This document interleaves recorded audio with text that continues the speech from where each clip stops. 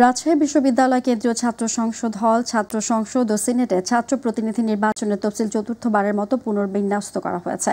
এতে সনাতন ধর্মাবলম্বীদের মহাষষ্ঠীর বিষয়টি বিবেচনা করে আগামী 28 সেপ্টেম্বরের পরিবর্তে 25 সেপ্টেম্বর রাকসু নির্বাচন অনুষ্ঠানের সর্বসম্মতি সিদ্ধান্ত গ্রহণ করা হয়।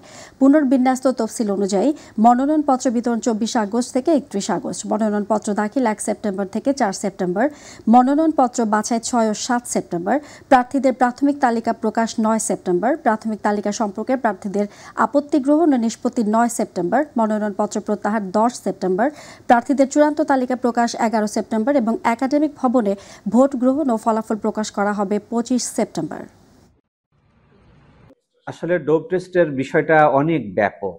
এখানে এতগুলো বিষয় জড়িত আছে যে যদি আপনি সমস্ত ক্রাইটেরিয়া নিতে যান তাহলে এখানে একটা সময়েরও ব্যাপার, হিউজ পরিমাণ মানে অর্থেরও বিষয়। আমরা মোটা দাগে যে বিষয়গুলো মানে আমাদের জন্য প্রয়োজনীয় মনে করেছি, আমরা সেই বিষয়গুলোকে অ্যাড্রেস করে আমরা ডোপ টেস্ট করছি এবং এটা আমরা মনে করছি যে না, এই কয়েকটা টেস্ট যদি আমাদের রিপোর্ট আমরা পাই, এটা আমাদের কমিশনের সিদ্ধান্ত হচ্ছে, এটা আমরা সাফিসিয়েন্ট মনে করছি।